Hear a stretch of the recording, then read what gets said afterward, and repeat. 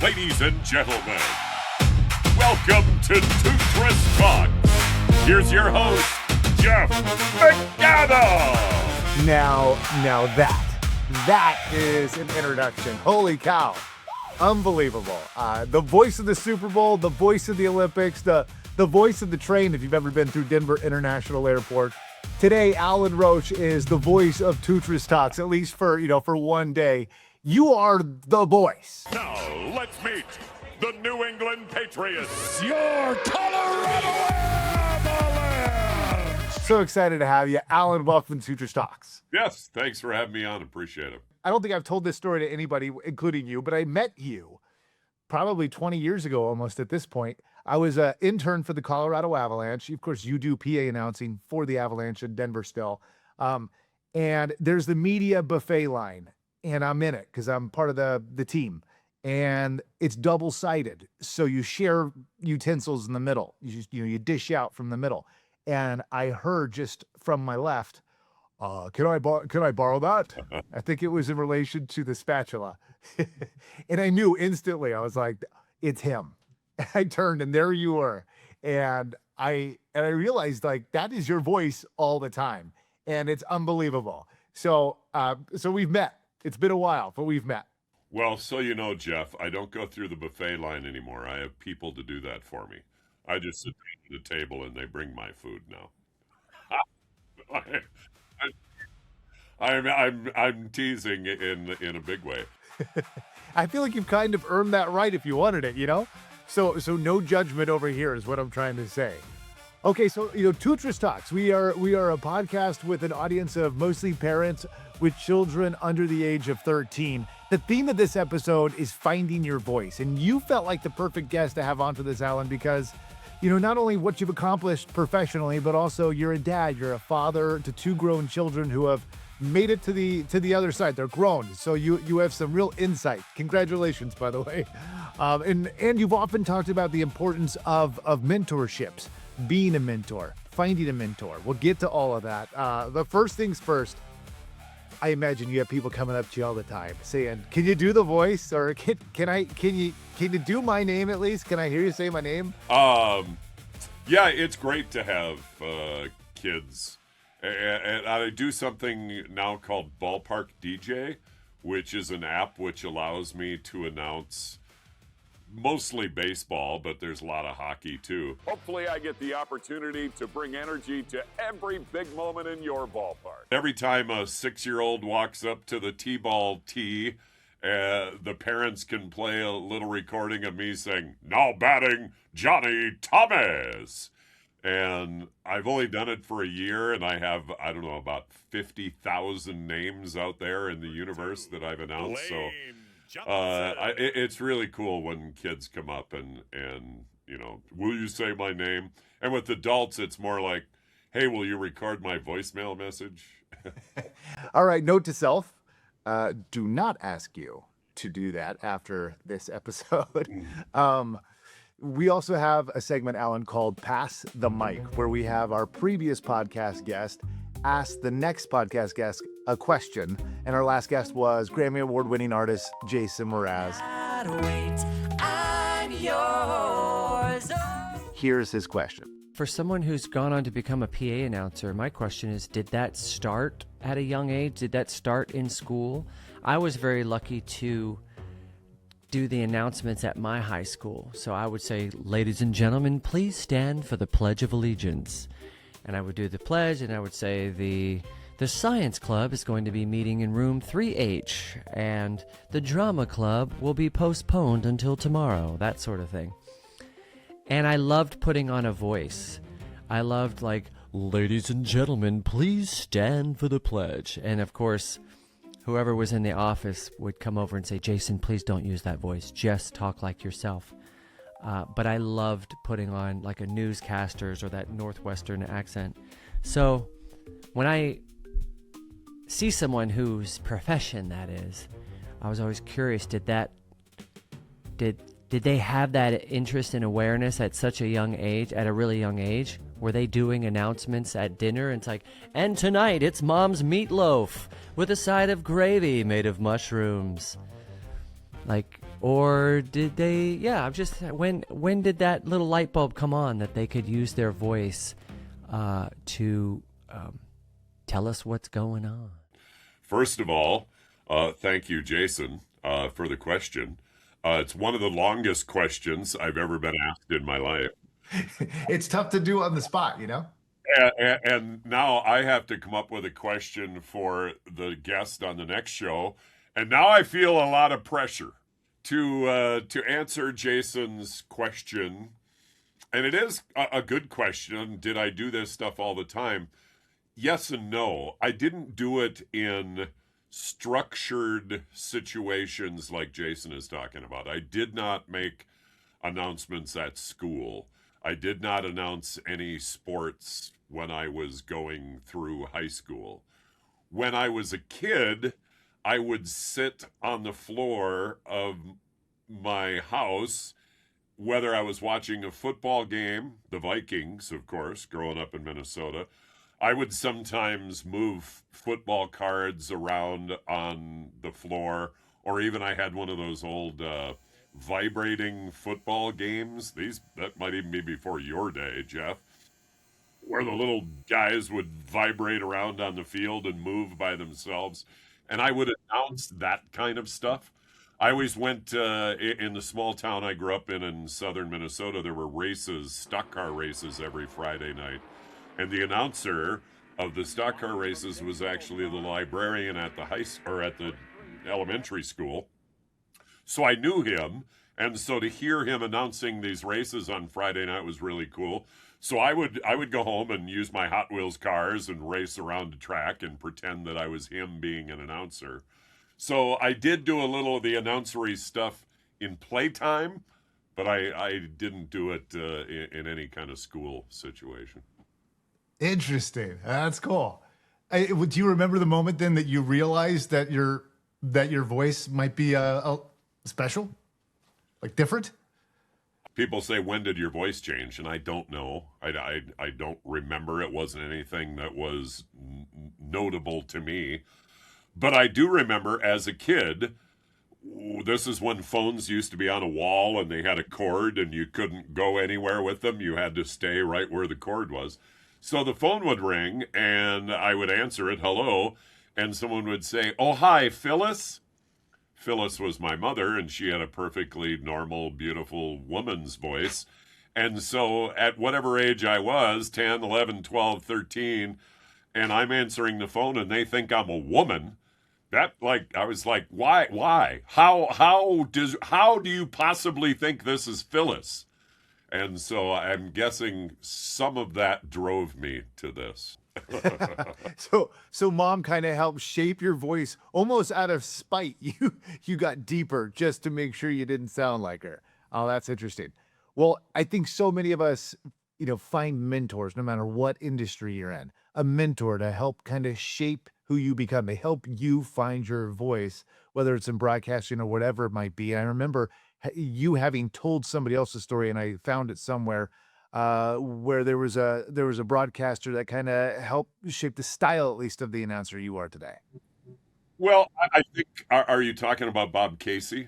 Yes. Yeah, that's it. Okay. So the first one I mentioned, Joe Laton, who was the librarian slash Friday night stock car announcer, he was really my first mentor, and I didn't even really know it was happening. And I got a chance to meet Joe Laton in Slayton, Minnesota. It was probably 5-6 years ago now.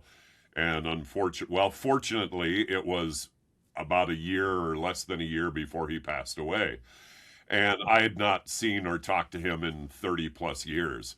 To have the half hour that we had on his driveway, and for me to say, I now announce Olympics and I announce Super Bowls and I announce all this stuff.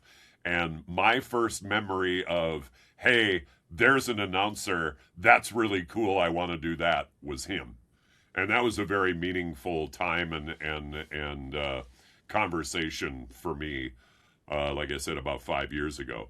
As far as strictly public address announcing, and once I started realizing, okay, maybe I'm really going to do this, Bob Casey is the guy that stuck out to me. And Bob Casey was, I think, for 30 years at least or more or about, the announcer for the Minnesota Twins. And now, ladies and gentlemen, your 1991 American League champion Minnesota Twins. First, our manager, number 10, Tom Kelly. And when I was, ages 6 to 12, 14, we would take bus trips through church or school or mini baseball, whatever it was. We would take a bus trip once a summer to a Twins game. And, like bus lets out at the Twins game and everybody goes 100 different directions. Well, my deal was I always brought a set of binoculars and I always wanted to see where the announcer was. I was just fascinated by where the announcer was. And in the old Met, I could never find the announcer. There's people, press boxes, whatever's all over the place. And we're up in the 500 level and I'm looking, trying to find the announcer, never could. When the Twins moved into the Metrodome, there was a small circle on the wall right behind home plate, kind of a little bit off to the side, not directly behind home plate. But inside that little circle with a piece of glass over it, that's where Bob Casey sat. So on the Twins broadcast, they would often show a picture of Bob because it was a very easy camera shot to get. And his most notable line was, "No smoking! There's no smoking in the Metrodome!" Smoking in this stadium is not allowed. No smoking in the Metrodome. It would just be like deafening. You'd be like, oh, and you couldn't smoke in the Metrodome. No smoking! There'll be no smoking in the Metrodome!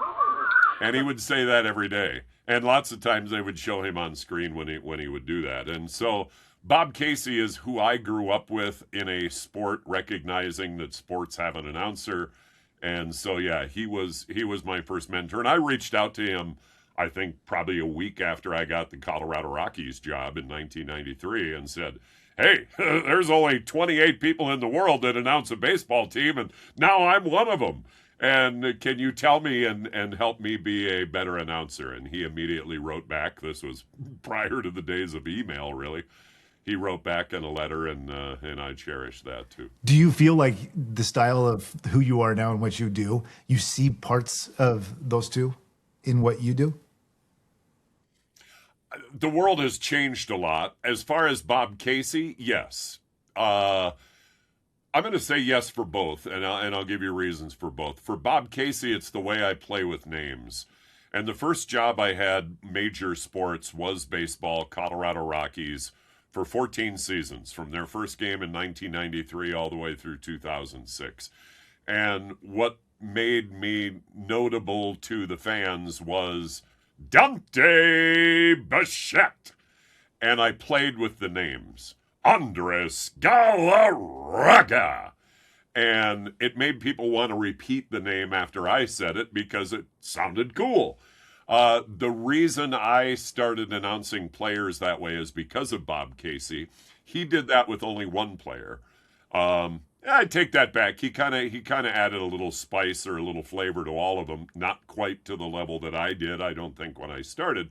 But his notable player was Kirby Puckett. Batting third in center field, number 34, Kirby Puckett. And I just always remembered that. And so I patterned Dante Bichette after Kirby Puckett. And so now all the way through till today, when I announce names, whether it's at Viking games or at the Olympics or whatever, there's different nuances that you have to follow. But I want to make the name said in a way that people go, wow, that sounded cool. Or they can't help themselves but repeat it. Johnny Thomas! You're sitting there and you go, Johnny Thomas. That's a success story for me. And then as far as Joe Laton, what I took from him was showmanship, happiness, excitability. He was just always up. He was always happy. He was always talking about the race. He sounded knowledgeable. He just was a showman. And there's some of that in what I do as well. You have a very distinguishable voice, and you are 100% uniquely you.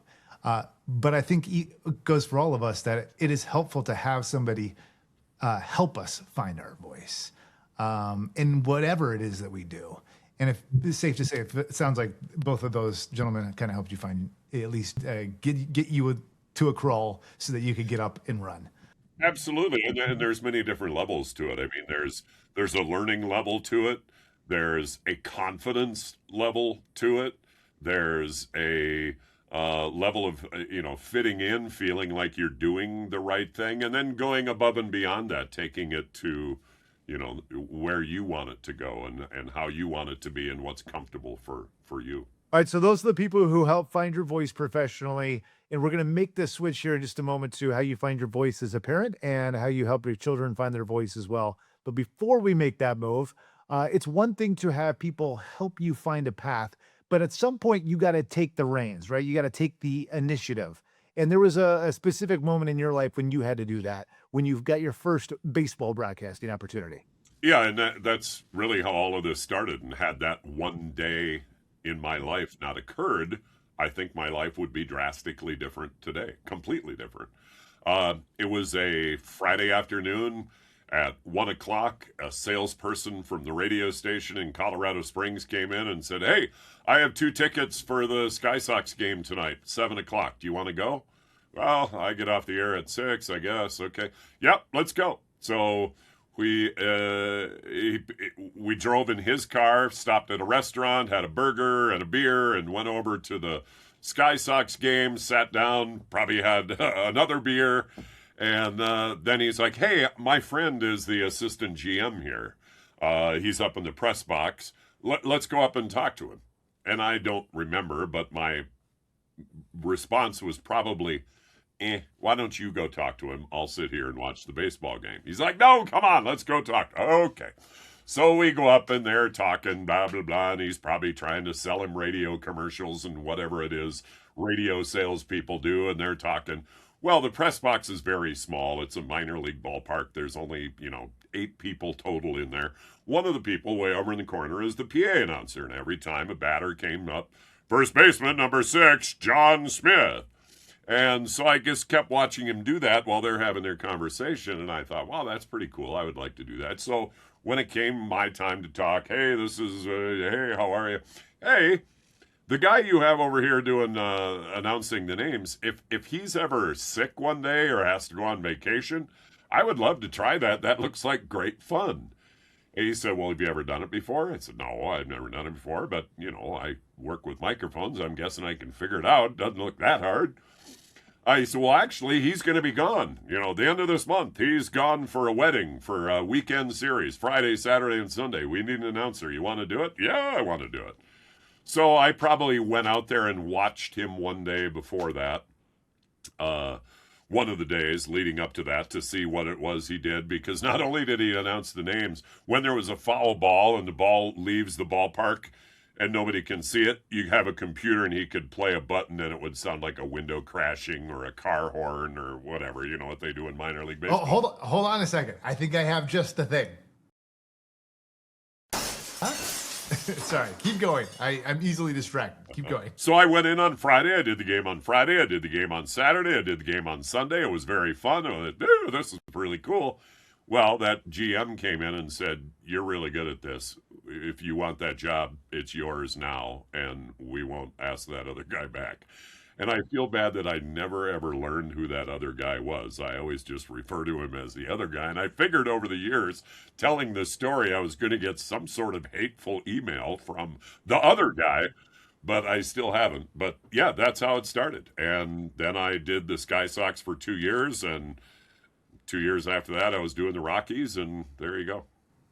Yeah, and on that note, Alan, there's a reason why I was asking. We actually have a live caller on the line right now who has he's got a bone to pick. I think that is such a cool story because for a number of reasons. Because it wasn't like this. I mean, you kind of described this as like it was this fortuitous thing that fell in your lap, but truly it was you taking the making the effort to even go ask in the first place. Like you took the, what's the word I'm looking for? You took the initiative. Yeah, you took the initiative. I do that a lot in my life, and I've had other people comment to me about that.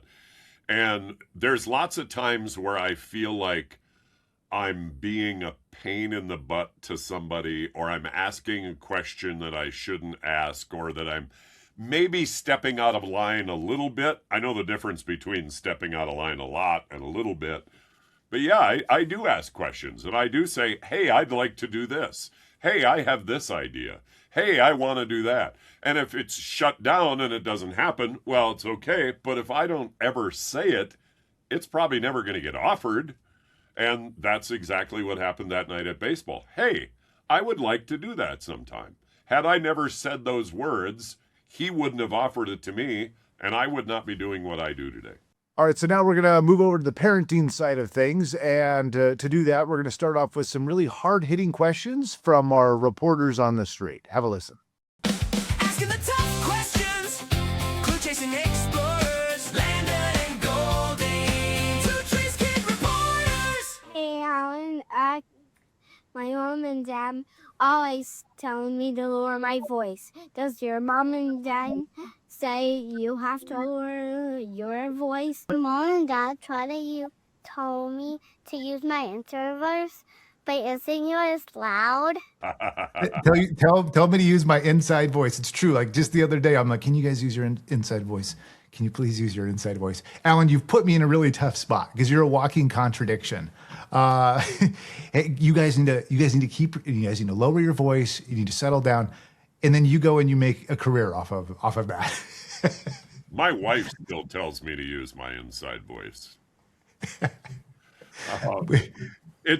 My voice is loud, and it penetrates things and goes through walls and goes around corners, and it can make it challenging when I'm out to dinner with my wife in a restaurant.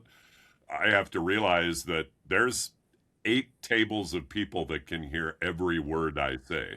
And part of it is my voice is loud, but part of it is the register, the only dogs can hear kind of weird thing that makes my voice travel through a room like that. But yeah, my parents used to tell me that, and my wife still does, but like you said, hey, that's my job. Give me a whisper.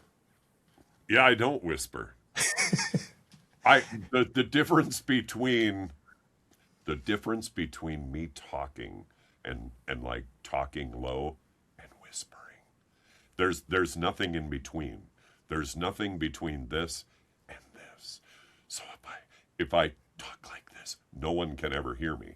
So I talk low like this, but even this voice travels through an entire restaurant.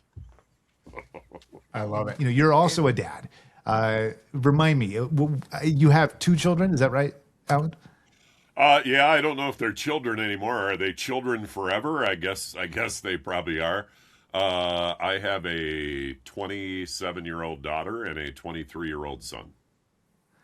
That's fantastic. Okay, yep. And I think I've even seen some of your daughter's social posting. In fact, I think your daughter now has recently taken over your Facebook account.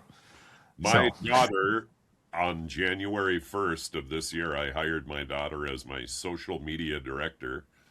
I did not have a Instagram. I did not have a TikTok. I had a Facebook I hadn't looked at in 20 years, and I had X that I post every now and then. So she's taken over all of that and helped me with all of it. I was just going to ask, you find out who you are as you chase your career, but then when you become a parent, you kind of become also somebody or something different. And I have a 5 and a 4-year-old, so it's a little bit more fresh in my mind. As a dad, how did you find who you were, your voice as a parent? And is it different than who you were 25 years ago? Yeah, and I don't know if you, I don't think you expect it to happen the way it does, or in the way that it does. I mean, yeah, for 9 months, or if you're planning before that, oh wow, I'm going to be a dad. For me, that became the most important thing in the world. Is this little thing that's going to live for 80 years is going to depend on me for the first 18, I better do a good job. Yeah. Do you feel like you're a different person? Do you feel like if you never had kids, you'd be a different person than you are today? Do you feel like you're, I don't know. Do you feel different? I mean, obviously, yes. I don't know. I couldn't put my finger on anything that would be dramatically different, but I know that I would feel different about kids. I mean, you feel different about other people's kids. Well, you're glad when they leave your house. You're glad when you hang out with them, and then you get to go home, and then they're not there. That's a good thing. But with your kids, you can't get enough of it. And when your kids make the same mistake once or twice or even 3 times, you tell them, you make a mistake once, don't ever make it again. Well, then they make it again. You're like, okay, you've made it twice, don't ever make it again. And then they make it a 3rd time. Well, you know, if they weren't your kids, you would be like, get out, just get out. But they're your kids, so you can't do that. So that's what the difference is. I imagine you can't yell. That would be terrifying. My kids had to learn at a very young age that when dad yells, it doesn't mean that the world is ending. That's just the way he talks. And then as the kids grow, you know, you'd mentioned like I seen your daughter. I think she's a runner. Like your son, they're now in their 20s. But that's a whole nother experience because it's not just you. You know, now you're helping them discover who they are, helping them find their voice. How did you do that? I don't know that I did that. I think it's up to them to look for someone to help them with their voice. Now, granted, and I had this conversation so many different times with my kids, and I believed in it, and it's kind of the way I lived my life, or was brought up when I was a kid. I have 18 years. I have 18 years to teach you what I can so that when you turn 18 and you're an adult and you now make your own decisions, that you know how to make a decision, why to make a decision, what to think about before you make a decision so that you make the best decision for you. And I did that with both my kids and had that conversation all the time. It's my job to get you ready to make your own decisions. And both of my kids, now 27 and 23, they've made plenty of what I would consider wrong decisions or bad decisions or questionable decisions after the age of 18. And, you know, yeah, I would tell them, you know, I wouldn't have done this, or maybe you should have thought about this, or I think you could have done this better, but this is your decision and this is your life to live. So there's many challenges, and I said, are they still children? They're your children forever. They're this little bundle that, even though they're not a little bundle you hold in your hands anymore, that you love forever and want to help live the best life that they possibly can. There's going to be downfalls, and both my kids have had them, and they've both come through them, and there'll be more of both on the way, I'm sure. Yeah. Well put. When we talked a little bit about your daughter, what's your son do? What drives him? My son is the typical 23-year-old in the year 2026. He does not have a tremendous amount of vision as to here's where I'm going. You know, he didn't want to go to college and become a lawyer and work for the Supreme Court. He did not want to go into money and finance and sell stocks. He didn't really know what he wanted to do, so he just kind of floated around. He works in the restaurant industry right now, and he's worked at the same restaurant for 4 or 5 years. He's a manager there. He does very well. Not necessarily something I would look at and say, gee, in 5 years, do you think you'll still be doing this? I kind of hope he maybe transitions into something else. But he is super happy in what he does. And he is comfortable in what he does. And he has enough money to do the things that he wants to do. And really, all that is traveling all around the country. And even now this year, it's going to be all around the world. He goes to music concerts. He goes to live music here in Denver 2 or 3 nights a week when he's not working. He goes to concerts around the country, whether it's Florida or Washington or Texas. He goes to concerts 6, 7, 8, 9, 10 times a year. Buys a plane ticket, stays in a hotel or pitches a tent, goes to the show, flies home, goes back to work. That's what he likes to do with his money and his life. And he's very happy right now. And he has a good set of friends. He doesn't do stupid stuff, doesn't get in trouble. So, yeah, would I encourage him to maybe think more about what he'd like to do in the future and maybe start taking steps towards that? Yes. But the reason I don't interfere is because I've allowed him to make his own decisions, and he's doing that. You almost sounded a little jealous. I some envy. He's traveling everywhere, going to any kind of concert. Where he gets all the money. I mean, I realize how expensive it is when I travel all over the place. I'm guessing he probably eats in some different type restaurants than I do when we go to a city. But yeah, he loves what he's doing, and that's very important. I think as a parent, that's probably all you can really hope for, is that they're happy. We're doing whatever they're doing and makes them happy, and they pay the rent. Yeah. By the way, did either of them ever have a desire to get into sports broadcasting or PA announcing? No.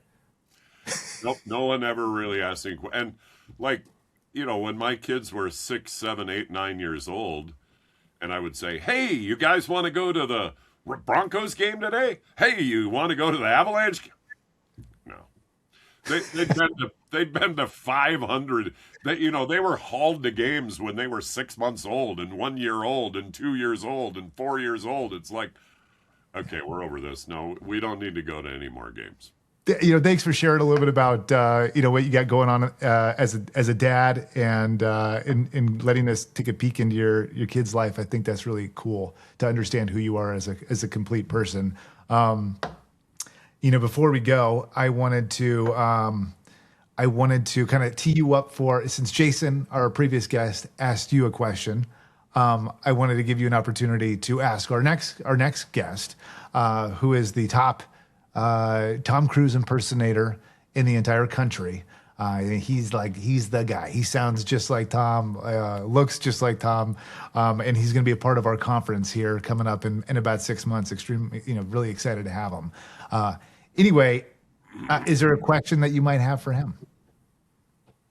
A couple of questions. The first one's probably for you. The top Tom Cruise impersonator. Is there like a list? So did he start out at number 6 and then he became number 4 and now he's number 1? So that's just kind of a funny thing in how my mind works. So what is his name? His name is Jerome LeBlanc. Jerome. My question would be, that Tom Cruise is very notable for doing all of his own stunts, whether it's being dragged behind a train or pulled in an airplane or thrown out of a car or whatever it is. Tom Cruise always does his own stunts, climbing up walls and mountains and whatever.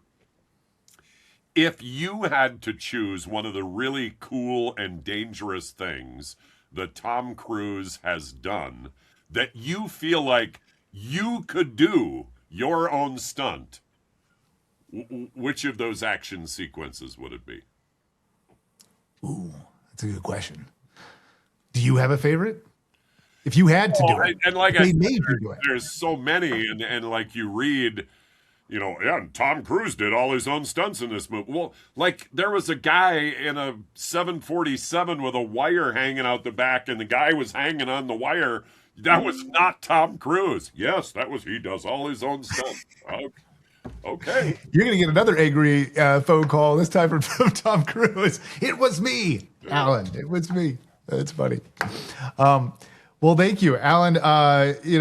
This was a fun conversation. I really appreciate it. It's not every day that we have somebody, with a voice like yours, on this episode, and somebody who can also talk as a parent, how they got to where they were going, how they helped their kids find their way to. Because we're, I think, as somebody going through it firsthand, I always look to try to find success stories around me. What other parents do. and what works for them. And it's tough sometimes too, because it's easy to be inundated, oversaturated with different opinions from different people. So it's nice to have this conversation, but it's also nice just to hear your experience, and we can kind of take from that what we might be able to apply ourselves. In recap, this is what I wrote down when we were talking. I said, Alan Roach, one of the most iconic voices in sports, reminding us that the most important voice we can help our kids find is their own. What makes them happy? Fair to say? Yeah, absolutely. And parenting is the most difficult, most stressful, most sometimes daunting job that you can have. But in the end, it hopefully becomes the most rewarding job that you have. And that's because of the relationship that you have with your family, with your kids as you go through life. And that can go in and out. Families don't always get along and you don't always see eye to eye. But hopefully when you come to the end of your life and you look back on it, you can say, I'm glad that I did the things I did as a parent because I see how my children are today, and I'm proud of that. Well said. Alan, I appreciate your time. Thanks so much for being on Two Truths Talks. We'll have to have you back if you'll let us. All right, Jeff. Pleasure. Thank you.